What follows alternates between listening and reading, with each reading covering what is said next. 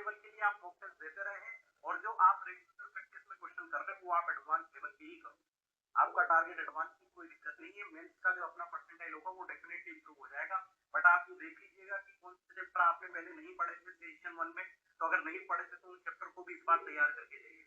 कई बार होता है कि हम मैथ्स में एक पर्टिकुलर पूरा पोर्शन छोड़ करके बैठे होते हैं कि मैं तो फिजिक्स केमिस्ट्री और बची हुई मैथ्स के भरोसे हूँ, तो एटलीस्ट कोशिश करो कि वो भी अपना थोड़ा बहुत तैयार हो जाए। अगर मान लो उसी से आसान क्वेश्चन हो गया तो उसके अटेम्प्ट होने के चांसेस ज्यादा होते हैं, तो एक लक फैक्टर भी काम कर सकता है। और उसके लिए हमें बचे हुए टाइम में ये मेहनत करनी पड़ेगी। और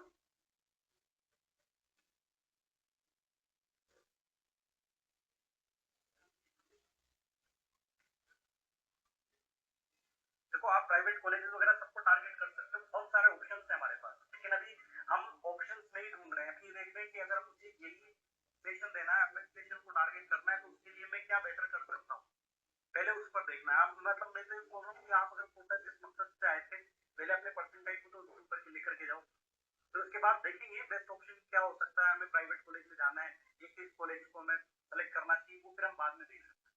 बट अभी ये कि मेरे सामने एक एग्जाम का ऑप्शन दिया हुआ है कि हमें 2 अटेम्प्ट मिले हुए हैं, तो दूसरा अटेम्प्ट तो उतना ही इंपॉर्टेंट है हमारे लिए, इसकी इंपॉर्टेंस को समझना पड़ेगा। अब 97.7 परसेंटाइल आए थे, तो क्या आप मैं पीवाईक्यू लगाऊं या एडवांस के लिए? अगर आपके 90.7 परसेंटाइल आए हैं तो पीवाईक्यू, मैंने आपको पहले बोला क्वेश्चन का सोर्स आप कुछ भी लीजिए, कुछ आपको बेसिक क्वेश्चन भी लेने पड़ेंगे, उनमें आप पीवाईक्यू ले लीजिए, कुछ क्वेश्चन आप एडवांस ले लीजिए। अगर आप 10 क्वेश्चन कर रहे हो तो उसमें 2 क्वेश्चन आप अच्छे ले लो, 8 क्वेश्चन आप पीवाईक्यू ले लो या बेसिक क्वेश्चन ले लो। मतलब आपका अगर परसेंटाइल कम है, आपका 70 to 90 परसेंटाइल है, 73.7 है, फर्स्ट टाइम में राइट टाइम बहुत कंफ्यूज। नेगेटिव ये सब तभी ही खत्म होगा जब आपको क्वेश्चन का प्रॉपर डिस्कशन मिलेगा। कई बार होता है आप अपने हिसाब से क्वेश्चन करके खुद को सेटिस्फाई करके आगे बढ़ जाते हैं, बट जब वही क्वेश्चन आता है, कोई एक डाउट है, मैं सब लोगों को बताता हूँ, कई लोगों के साथ इश्यू है कि नेगेटिव मार्क्स बहुत ज्यादा हो रहा है, आप नेगेटिव अटेम्प्ट ज्यादा कर रहे हैं। ये सब तभी होता है कि कौन से हमारी वीक है। हमने चैप्टर तो पूरा अच्छे से पढ़ा हुआ है, बट हमने क्वेश्चन किए तो उनका प्रॉपर डिस्कशन नहीं किया। हमें नहीं पता कि इस क्वेश्चन में हम कहाँ पर गलती कर देते हैं या हमारा थॉट प्रोसेस कहाँ पर हमें पीछे रख देता है। तो इसके लिए यही है कि आप जो क्वेश्चन गलत करते हो एक बार उनका डिस्कशन जरूर करो, क्योंकि कहीं ना कहीं उस क्वेश्चन में कुछ ऐसी लर्निंग है जो आपको नहीं मिली हो, वही फिर से रिपीट हुआ तो फिर से आपके नेगेटिव हो गए। तो आप ये देखिए कि आपके सामने कोई अगर परफेक्ट कर रहा है तो परफेक्ट तभी कर पाओगे या चीजों को उतना बारीकी से पढ़ा है कि वो नेगेटिव होने के चांसेस थोड़े कम है।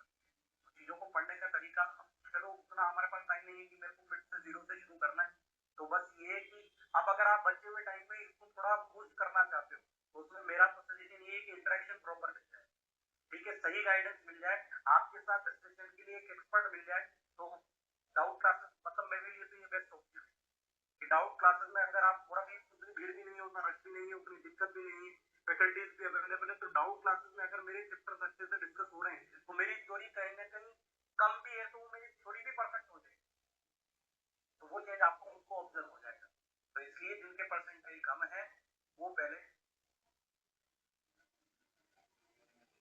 क्लास की हाथ तो आ रही है, जितनी पढ़ लीजिए पढ़ लीजिए, आप जितना रिसर्च टाइम हम जितना कर सकते हैं और उन सारे सब्जेक्ट पर वर्क करना पड़ेगा।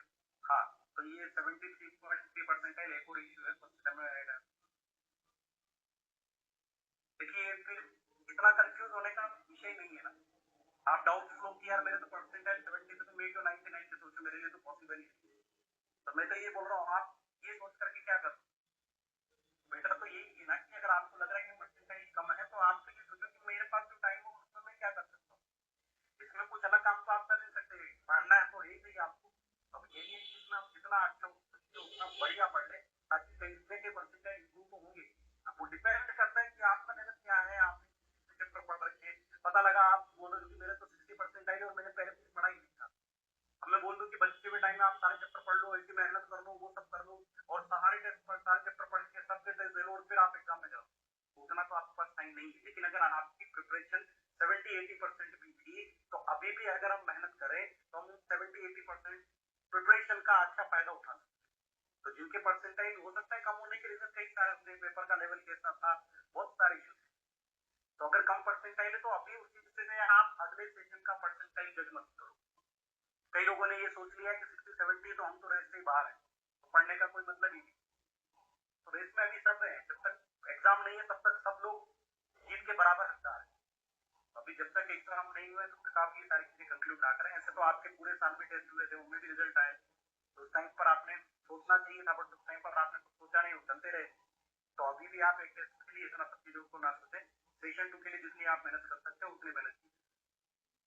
ये मोबाइल का डिस्ट्रैक्शन वगैरह ये सारी चीजें सब लोगों के साथ है, तो सजेशन यही है कि आप मोबाइल से दूर रहें, मोबाइल से बिल्कुल दूर रहें, आप जितना चीजों को अच्छे से पढ़ें, क्वेश्चन करें, ठीक है। ये डिस्ट्रैक्शन साइड करनी पड़ेंगे आपको, अपना सराउंडिंग अपना माहौल बदलना पड़ेगा। इसीलिए मैं कोटा का सजेशन आप लोगों को दे रहा था कि यहाँ पर आप पढ़िए, यहीं पर आप डाउट क्लासेस में आकर के पढ़ लेंगे, या फिर यहीं पर आप स्टडी यहीं पर पढ़ करके यही पूछोगे तो थोड़ा ये डिस्ट्रैक्शन कम हो जाएंगे, ये आपको सारा माहौल मिलना चाहिए।